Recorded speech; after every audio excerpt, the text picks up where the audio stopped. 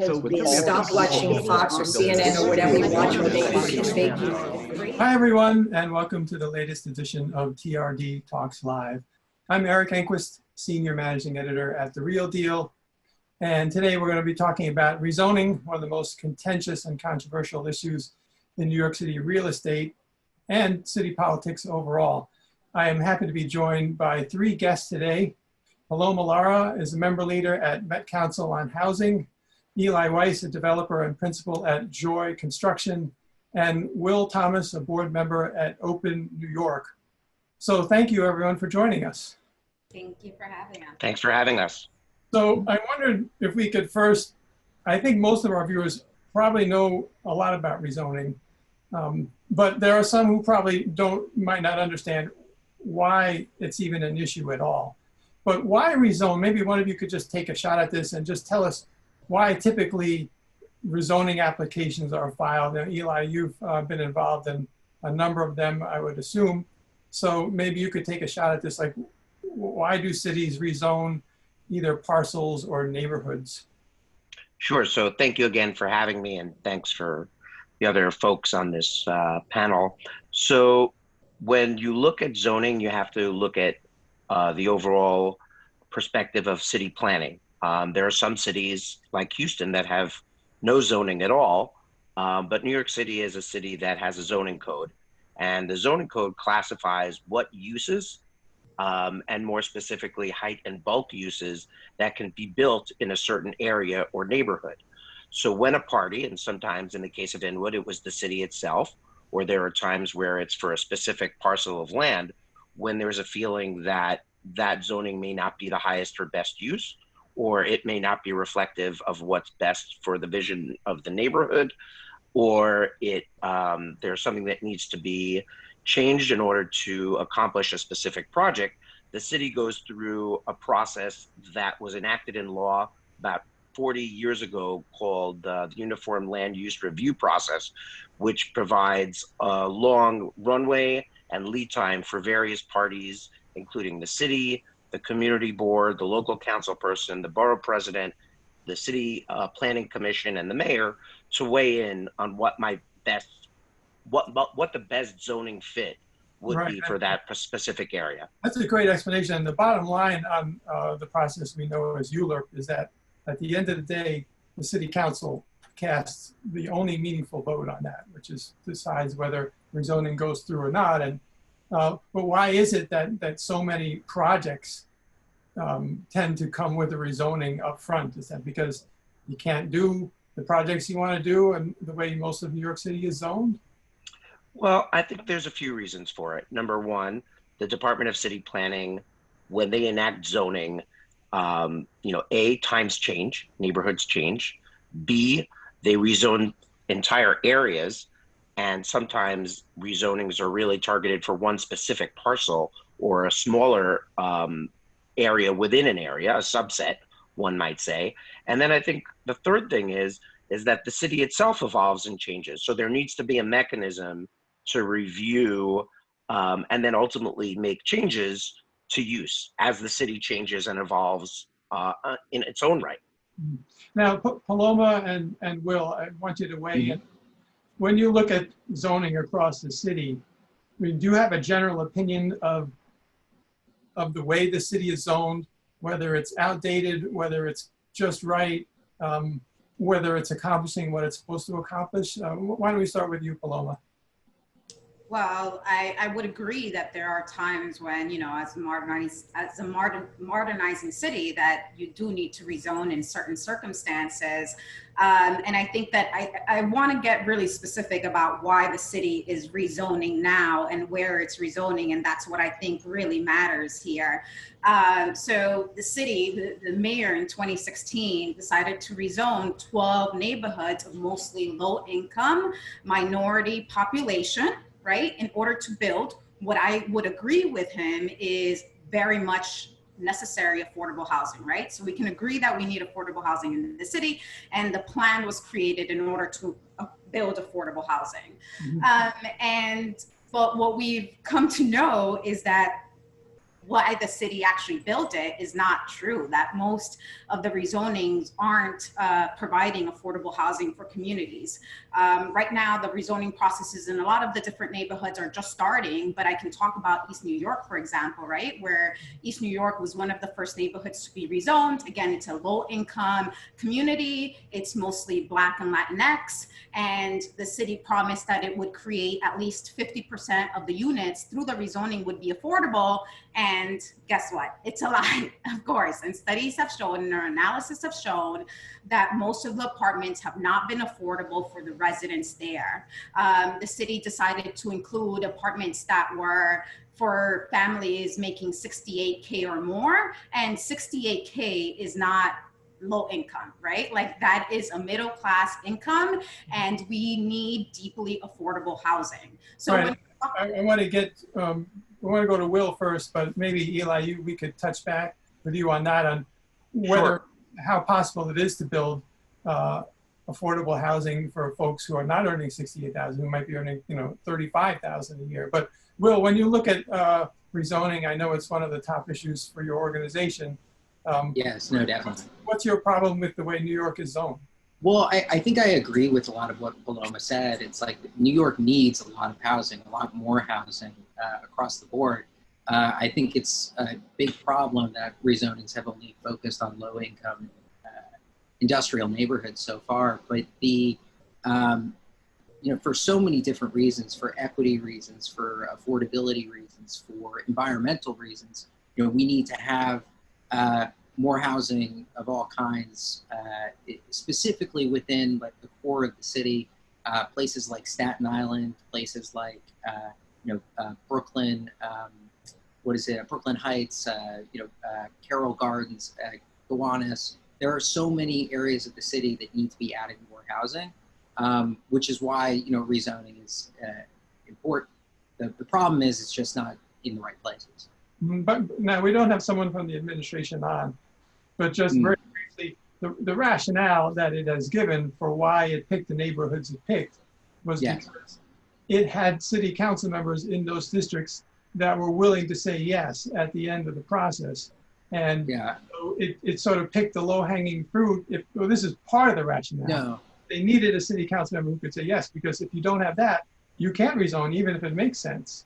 No, Go ahead. I think it was a political process, to your point, but at least from what we've heard, there hasn't been, the mayor hasn't really reached out even to affluent city council members that represent affluent areas to even see if they'd be interested. So I think I would just like to see more effort, more trying, but we can get more into that. Now, Eli, we've heard what Paloma mentioned, which is that a lot of the affordable housing built under the mayor's plan is not actually affordable to the residents who live in those neighborhoods. Now, East New York is one of the poorest neighborhoods in New York City. But how do you make a project pencil out, to use the real estate term? How do you make a project that at least pays for itself when you're trying to house folks who are earning $35,000, $40,000 as a household? Sure. So by way of background, I've spent the last 20 years as a developer in the affordable housing industry, both in the public and in the private sector. I worked for the New York City Housing Development Corporation from 2003 to 2006 and actually financed a lot of projects in rezonings such as West Harlem, such as the 3rd Avenue corridor in the Bronx. But to answer your question, part of how you make these deals pencil out is the rezoning itself. By giving a developer more density, right, it allows for a larger development without the city or any government agency or government source of funding. But the reality is, and I agree with Paloma, one of the major issues in New York City with affordable housing is dictated to us by the federal government. The federal government runs a study for every metropolitan statistical area that's done by HUD, and it decides what the area median income is for a family of 4. We as New York do not get to dictate that. That's given to us and mandated to us by federal law. Right now, the area median income, and this was pre-COVID, the area median income in New York for a family of 4 is $100,000. And so when we start talking about affordable housing, we talk about it in percentage of that area median income. So when we talk about what's considered under the federal tax code as low income housing, that's for a family earning less than $60,000 a year and below. So the reality is the challenges are actually harder to deliver middle income housing as we lose federal tax credits. Low income housing is actually going to be, in my opinion, the focus of where most of this housing is. But Paloma, to be, as somebody who's done this both in government and in the private sector, many times when these rezonings start, and I've spoken at community boards, both as a public official and as somebody in private industry, in the beginning, there's a major push for a tremendous amount of low income housing. And this is what I dealt with in West Harlem 17 years ago. When we first rezoned West Harlem, the big push was for low income housing. We showed up 3 years later with new projects to propose, and everybody said, we've had enough low income housing, we want middle income housing. And so what we generally see is a cycle, but I totally agree with you that the most acute need right now in the city is for deeply affordable units. I don't think you would find a big disagreement in that from the affordable housing development community. Well, I think, from Paloma's point of view, her side has been the most effective in terms of arguing, for more affordability, for deeper affordability. Yes, there have been some projects where you saw folks turn out and say, we don't want that much low income housing. But for the most part, that's the kind of argument you hear in the suburbs, more than you hear in New York City. Sure. New York City Well, you hear it in neighborhoods that can fight against rezoning because they're affluent, as Will mentioned, right? The neighborhoods that would refuse to do rezonings like what's happening here, right? In those neighborhoods, you'll hear that, of course. But you won't hear it in neighborhoods like ours, where we do need housing just built in the right way. Yeah, well, they tend to use coded language in those neighborhoods, don't they? I mean, you talk to the people in Soho, for instance, and Will, you can perhaps speak to this, or even in Gowanus. They won't come out and say, we don't want low-income housing, we don't want diversity. But what will they say? What kind of resistance do you find in those places? Usually it's about protecting the character of the neighborhood. Oh, sorry, Eli. No, you, please. Usually what we hear is like protecting the character of the neighborhood and making sure that the architecture is the same as it always has been. And I'm sure that some, members of those, like residents of those communities, just do deeply care about that. But I'm sure there are other members of the community that know exactly what they're doing, and it's regrettable, but it's something that needs to be thought. I think one of the other things, Eric, you have to look at is, the city can rezone a neighborhood, but they also have to feel with some level of confidence that there will be development that happens there. So, we use the Soho as an example.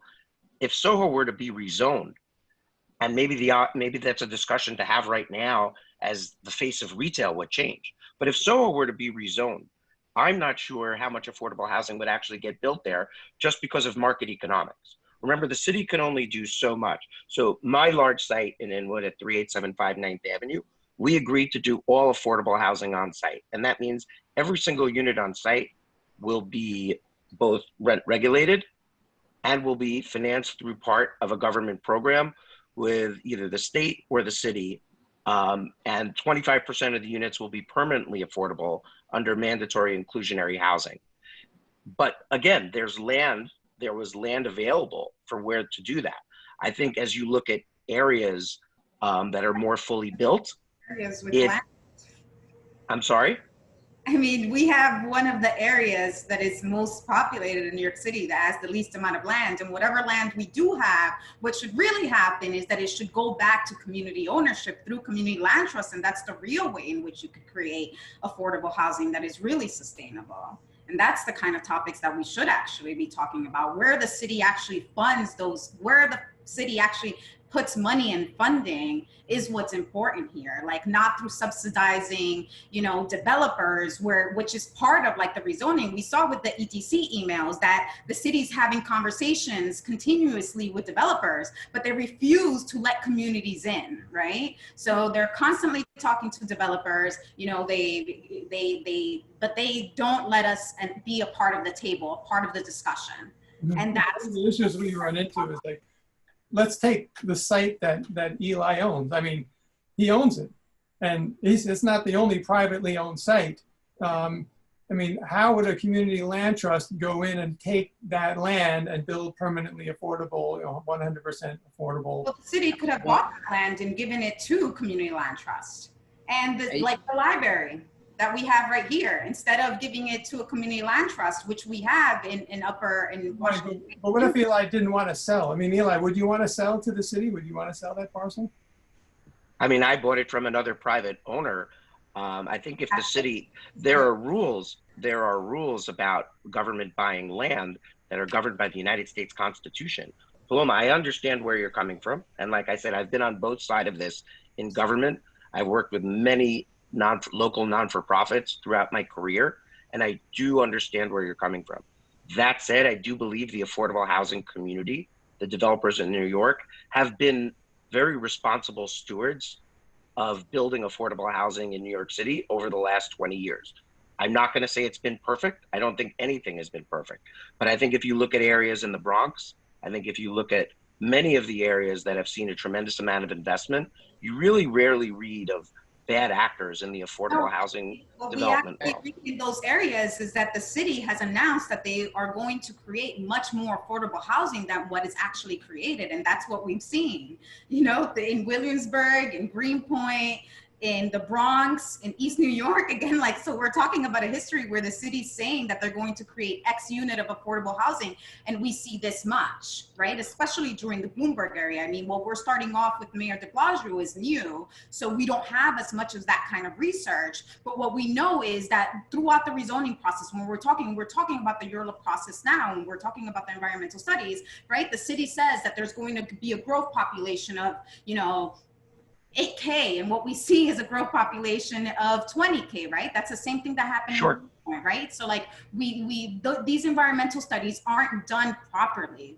They don't mention race at all. They don't talk about how it's going to affect small businesses. And these are the kind of things that we need to be talking about, that we need to be addressing, and that the city that refuses to do in this pandemic, when displacement is going to hardest hit communities of color like Inwood and Washington Heights and low income communities. What we're going to see is massive displacement. And right. And the only way that we can see any kind of investment in our neighborhoods is if we sell ourselves to developers, right? And like, is this right? Should we have to sell our communities in order to reach any level of investment?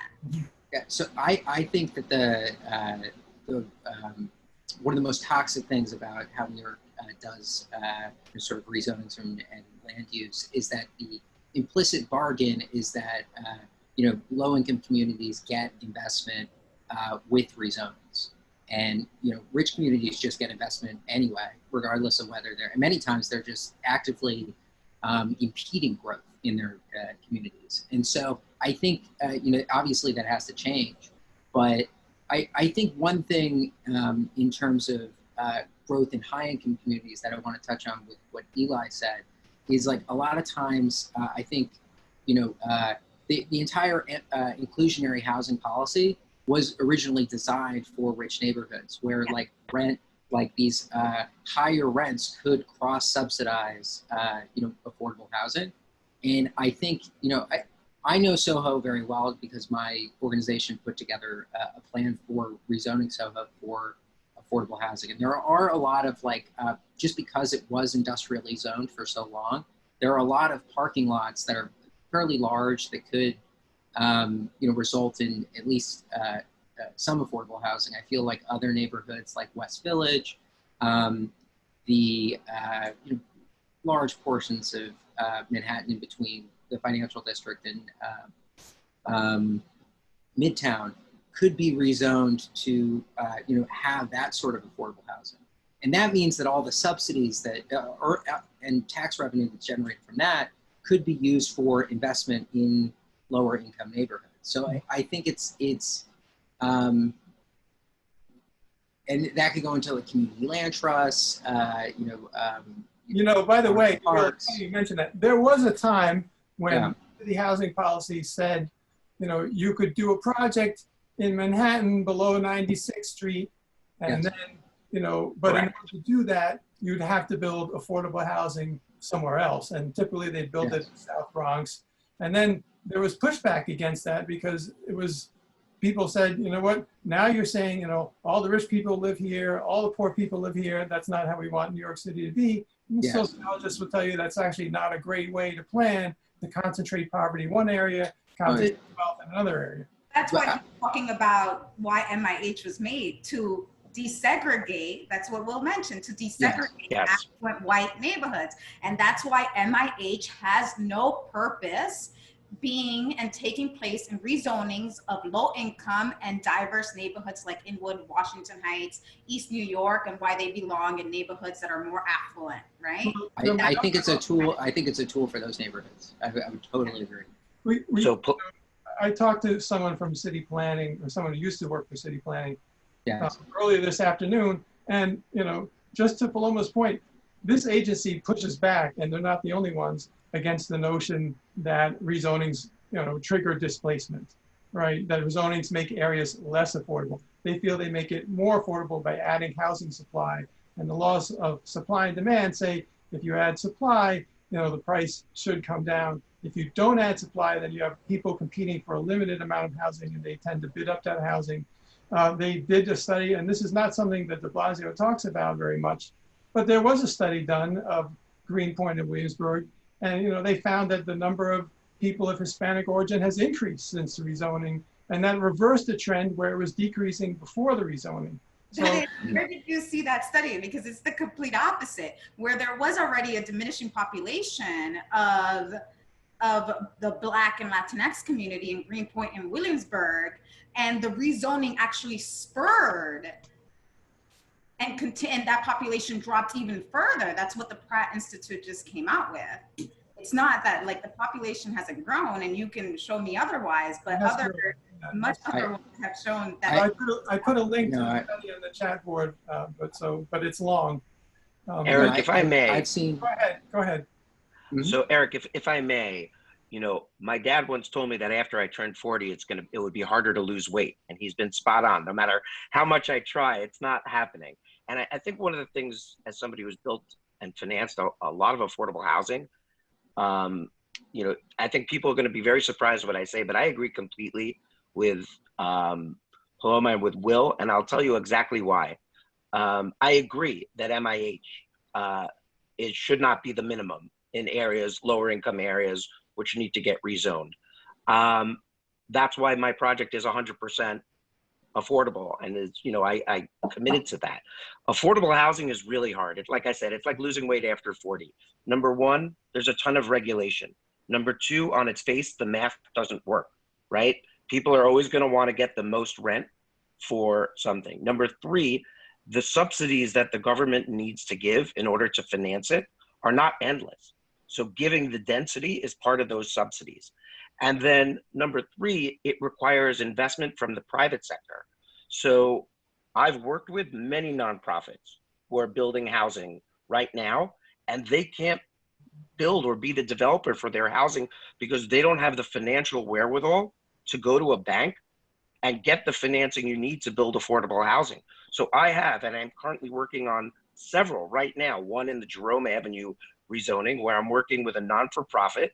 I'm a small partner. I'm the general contractor. My interest in the project is mostly to provide financial and credit support to that organization. The organization happens to be known as Community Access. It's a supportive housing group, but without us, they don't have the wherewithal to attract the lenders and the financial community to the table. So what I think, as we all need to recognize, this is very challenging, rather than here I am, an affordable housing developer, agreeing with you both, saying, I don't disagree. You have very good points. Many times these studies are done 2-3 years, prior, and demographics change and markets change. But the reality is it's hard enough developing affordable housing, but you're right that MIH should be applied more broadly in lower income neighborhoods. And I think there's a lot of common ground between us, more than we think there is. Right, but you don't agree that these projects would be that would pencil out any better, whether it's a community land trust, a private developer, but you're saying the numbers don't work if you're doing, just across the board low income housing because of the cost of construction. I mean, does the city have enough money to go buying parcels, like Paloma said, buy your parcel, build a project there, house folks? Could it solve the affordable housing problem by itself? That's my point. They just don't. We can't assume that it's an endless well of money that the city has. But I'd like Will. Will's been waiting to speak. Just one thing that I would add is that, if you have more market rate development in wealthy neighborhoods, that will generate tax revenue for a bunch of, things that we can do, like for community land trusts, for, parks and investment in lowering. So, the program that you mentioned before about building in the Bronx to subsidize tax abatements in wealthier neighborhoods was known as the 421A certificate program. And it basically, for building in a low-income area, you would generate tax certificates that could be applied to condominiums in wealthier areas. And eventually, the imperfection in the program was noticed in the sense of, if you were lower income, this is where you need to live. And if it, wasn't the greatest policy, and sort of the end of that policy led to MIH, which was, on-site affordability, no, separate amenities, no separate doors. But one of the positive things of that program is it leveraged private investment into affordable housing. And a lot of affordable housing got built because the city didn't have to write a check for it. Affordable housing is far from perfection. But unfortunately, given the need for it, we have to focus on both production and perfection at the same time. If we just focus on perfection, it's hard to get production too. Now I want to ask Paloma about Inwood, because that's the fight she's been most involved in. The city's argument was that Inwood was actually not doing that well, in terms of housing affordability and gentrification, without the rezoning, because very few units were built there, and it started to get a lot of pressure from folks who wanted to move there, who wanted to move to the neighborhood, and by coming in, they're putting upward pressure on rents and housing prices there. And so they viewed rezoning as a way to release some of that pressure by allowing supply to be built on some of the undeveloped parcels. But you fundamentally disagreed with that, or you just wanted more study of the potential impact? Well, yes to having more affordable, like to studying more about what the potential impact of the rezoning would do to the neighborhood. That's undoubtable that we would want that. But that supply and demand rhetoric doesn't work here. I think, for one, we have, thankfully, Safe Haven, where we have one of the most, our neighborhood has one of the most affordable rent stabilized apartments, right? And we're very thankful for that. And because of a rezoning, we could have potentially, if it weren't for the new rent laws, we could have lost a lot of those apartments. Like when you talk about the rezoning that happened in Greenpoint and Williamsburg, they lost 952 apartments. In Park Slope, they lost over 1,000.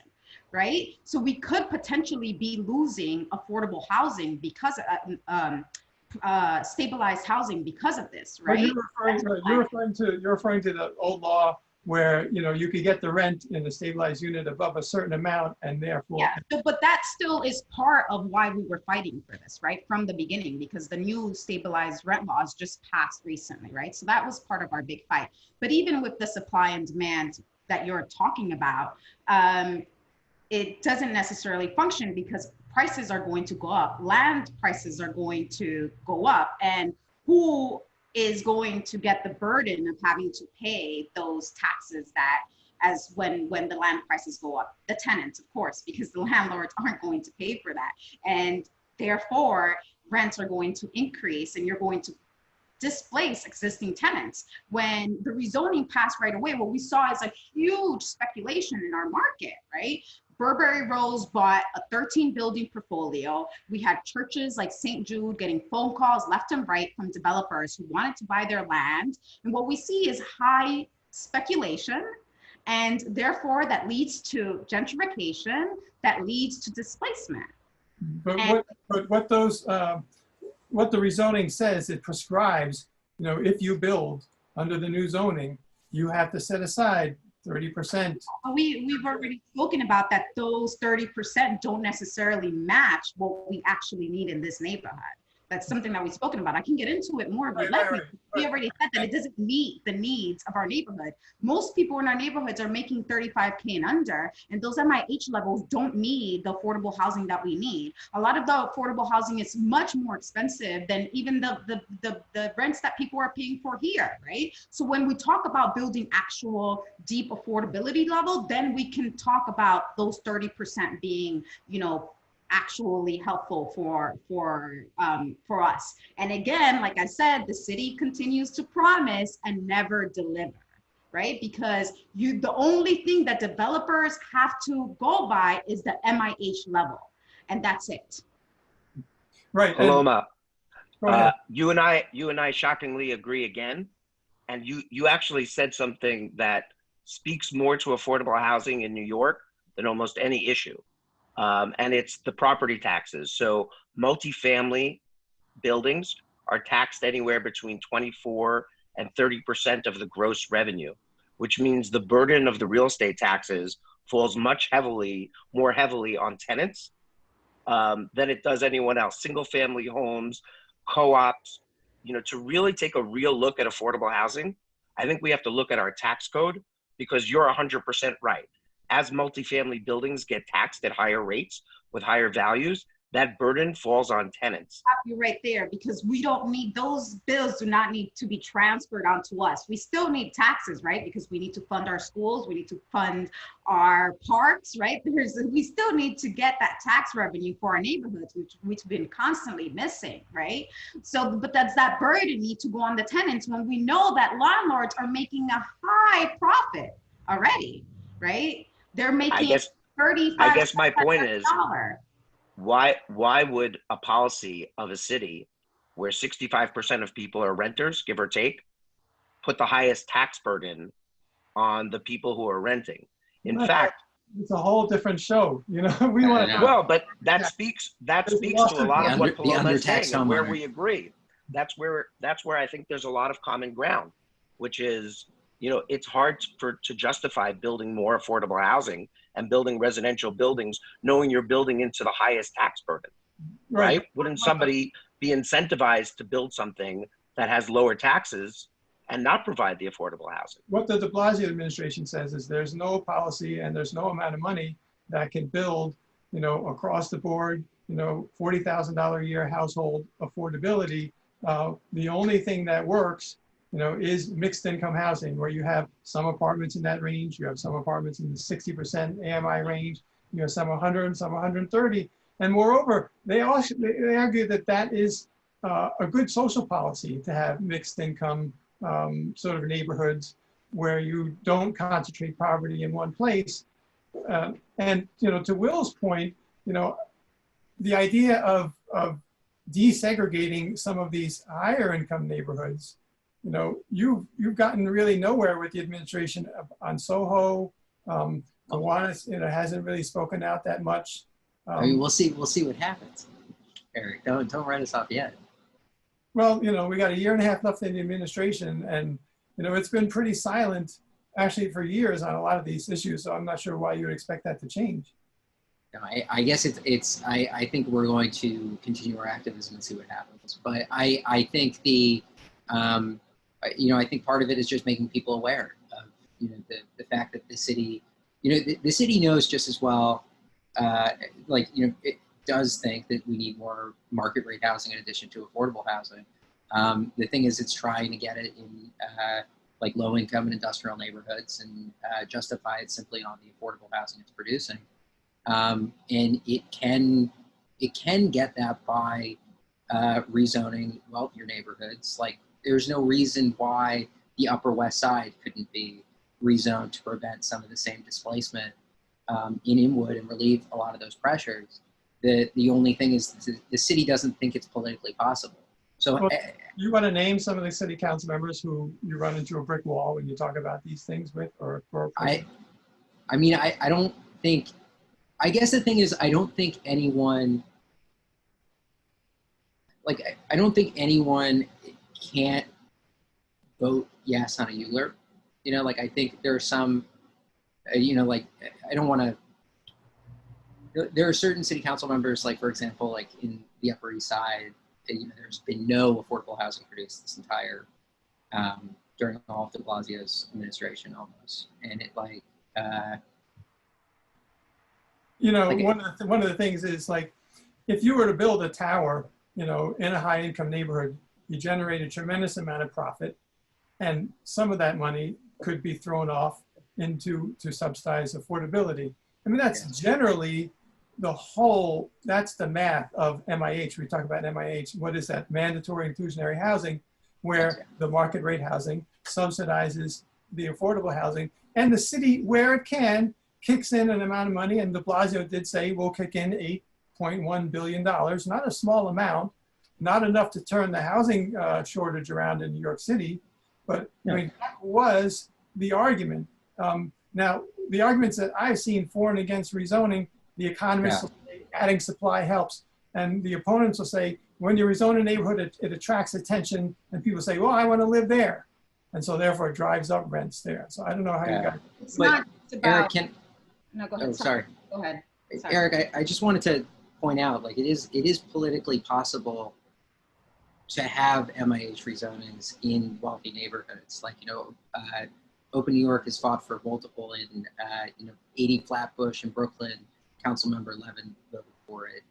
East 33rd Street in Kips Bay, Carlina Rivera voted for it. So it's like there are, you know, it is politically possible, maybe more of a fight, but you know, it can happen. Sorry, what were you saying, Paloma? I lost my point of thought. Let me bring up, you know, one thing de Blasio talks about. He mentioned this on occasion. He says we don't want to become San Francisco, and a lot of people don't know what the hell he's talking about because he never explains it. But what he's saying is that if we don't upzone, if we don't add density, you know, in as many places as we can, then, and we do keep adding jobs, and the city has added, you know, close to 1 million jobs during this long economic expansion. You know, all of those jobs are people looking for housing. If we don't add housing, those folks are going to come in and bid up the housing that we have, and it will become San Francisco, where if you want to work in the city and you don't have a huge salary, you got to commute for an hour and a half to get there. Yeah, I mean, I would argue we already are San Francisco. The, you know, New York City, you know, per capita, we build less housing. Like Bill de Blasio uses it as a, you know, as an example, foreboding example, but in rents are pretty bad in Manhattan. Like, They're pretty bad everywhere. Eric, I mean, no. but I think, like I said, you have to take a real look at what the challenges are and then find the common areas where we agree. The challenges, some of them have nothing to do with me or with Paloma or with Will. We're in an area where the cost of construction is very high, which is typical to dense areas, right? That's just typical to any dense area, no matter what city it is. Cost of construction is higher because typically that means height. Typically it means working in tighter spaces. Typically it means your deliveries have to be staged much more carefully due to traffic. So that's one issue, that we're already just dealing with something that the city can't control. The second thing is that many of the tools that are at the city's, you know, could use for affordable housing come from the federal government. Right now, as an affordable housing developer, not to get into politics, we don't exactly have a very friendly administration in the White House right now looking to subsidize and provide subsidy to affordable housing. We're now in an economic recession, which means a lot of the private sector that over the years invests in affordable housing needs to pull back. For example, one of the biggest generators of affordable housing in the United States is the low-income housing tax credit. However, if companies start to lose money, as they will, people won't need tax credits. I think, you know, the reality is that there are just a lot of hurdles that have to get jumped even before we can start to talk about, you know, what's right and what's wrong. The cost of construction, you know, that is something that's global, right? I mean, 3 months ago, you couldn't buy plywood. There were times when you couldn't buy sheetrock. It's a global issue. It has nothing to do with, Right now, any specific there's area. a lumber shortage right now. As a matter of Correct. That's right. That's right. So, costs will go. I mean, one of the things that makes this difficult, and there are studies that do their best to assess the effects, but there are so many factors that are overlaid here that have to do with the cost of housing. So when they'll look at an area and say, oh, that was rezoned, and then the rents went up. We don't know what the rents would have done had it not been rezoned. We don't know, all the other factors that were involved. Were there jobs being added to the city at the time? There were some years where we added more than 100,000 jobs. Of course, that's going to put upward pressure on housing prices. Now we're in a period where people have fled the city. Theoretically, that should put downward pressure on housing prices, but that's clearly not the strategy that we want to pursue. Chase people away to create, more availability in the housing market. I just wondered if any of you think that any kind of political consensus can be reached between the various players, because on Paloma's side there's so much distrust of developers. They're all making a lot of money, their profits are too high. On the development side, they all say, oh, these folks don't understand our economics. We have to have some profit, otherwise we're not making any money. It doesn't justify the risk that we take on these projects. What are the chances that the three of you see for any kind of consensus on these issues? Are we going to just be fighting for the next 20 years while the housing market, continues to do what it's done? Well, Eric, I'll say for me, I think that one, our distrust from developers comes from that they don't value people, they value profit. And, Ellie was talking about the high cost of construction. And what we know is that developers like Joel Construction, had to pay a lawsuit of almost 10 million because they weren't paying their workers, right? And no, so that's not right, Paloma. There's a lawsuit and people can look it up on the internet. And these are the reasons why we don't trust developers, right? Because they're not actually there for the community. They're not there to build for us, right? They can talk all this game. Like, one of the questions that I would have is that now that the city has gone back and that they're not subsidizing a lot of the housing, like, how do you propose to build the fully affordable housing that you're building on? And then if you are building truly affordable housing, that's 100%, at what MIH level are you going to build it, right? Like, you can build up to 100K MIH and then you'll be able to upzone in whatever way you feel like it, right? So, like, these are all the questions and all the loopholes that developers have that we don't have as a community, because again, we have never been part of the table. We have never been part of the discussion. We created a plan here in Inwood, and a lot of other communities that are being rezoned have created their own plans, but we were completely dismissed. Community Board 12 agreed to, our community board agreed to our plan, but we were never heard, right? The ETC never agreed to meet with us, but they were constantly having conversations with the different developers. I want to give Eli a chance to respond there. Sure. So I've been involved in the private sector with 14 rezonings. Every single one of them got built, and every single one of them got built with 100% affordable housing on it. Paloma, I don't have all of the choices that you claim I have. The city has policies. At times they want to build middle income, and they say, this is what we're giving you. If you want to build affordable housing, this is the program we have for you. It's not to the extent, every project that I've rezoned, I've built affordable housing.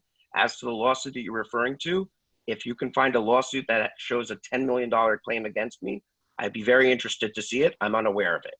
However, again, even with that being said in a public forum, I'm still here ready for debate. But I'll ask my question back to Paloma. I bought my site in Inwood in 2013, and it was zoned M for manufacturing. We came and were willing to do 100% affordable housing on the site, whereas I'm not required to by any means. Why the distrust of developers? Hard to understand, because my track record, both in the public and private sector, has produced thousands of units of housing. Thousands. Just to clarify, you can't build the housing project unless the rezoning goes through. It's now being challenged in court by. Well, I mean, he can't build, he can't upzone. That would be. I didn't sponsor the rezoning. The city did. I owned my site 3 years before that even started. To be very candid, Paloma, my question for you is, if the rezoning was to be overturned and I was zoned M1, most likely what would be built there is a distribution center for one of the large companies that does distribution, because that's what I'd be legally allowed to do. And it would probably create about 5 jobs, because it would all be computerized, and there'd be trucks coming in and out of it. The alternative is building 600 units of affordable housing. And I'm here for a discussion on AMIs. And I'm here for a discussion on the fact that it'll be a green and environmentally friendly building. And I'm here for the discussion that it'll create permanent jobs. But if really what you're saying is there's such a level of distrust of me and of the development community that you would prefer that, I think that's unfortunate, to be very candid. Well, we're just about out of time, you know. I just, can I have one thing, Go ahead. Eric?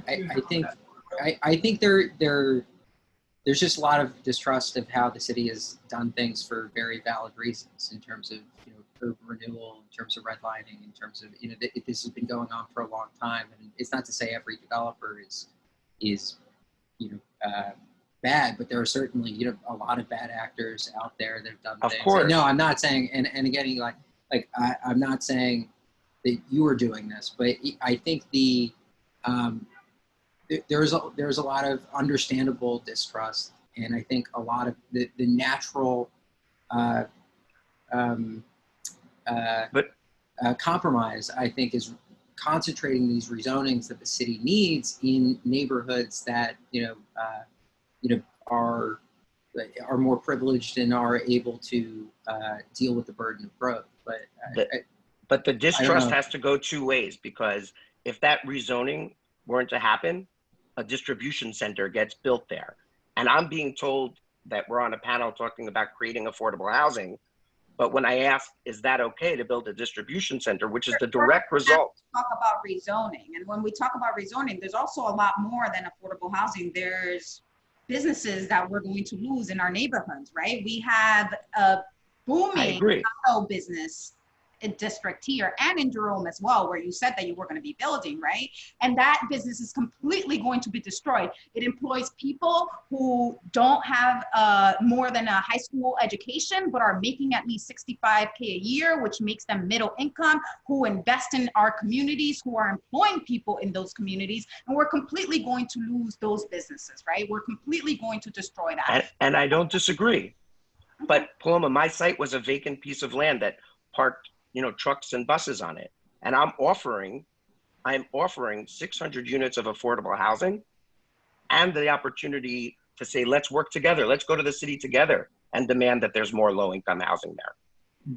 Well, or it's a distribution center. The choice is that simple. Well, it's not anyone's choice at the moment other than the Court of Appeals of the state of New York, because they're going to decide whether that lawsuit can continue. And if they decide it can't, then you will get the rezoning you wanted. If it can, Paloma will be able to argue her case in front of the highest court in the state, and we will get a verdict. But I'm afraid we're going to have to leave it there. I want to thank all 3 of our guests, Eli, Weiss, Paloma, Lara, and Will Thomas. You guys have been great. This is a great topic. We're going to have to do this again sometime because there are so many things that we didn't get to. But I do appreciate it, and thank you to our audience. We had a lot of questions sent over the chat. So people are very interested in this topic, and I appreciate that. We are going to take next week off on TRD Talks. Our next one will be August 19th on CMBS, Commercial Mortgage-Backed Securities. So I hope some of you will tune in for that. And we hope to do one on gentrification at the end of this month as well. Thanks again to everyone, and have a great afternoon. Nice to meet everyone. Thank you. Bye-bye. Pleasure.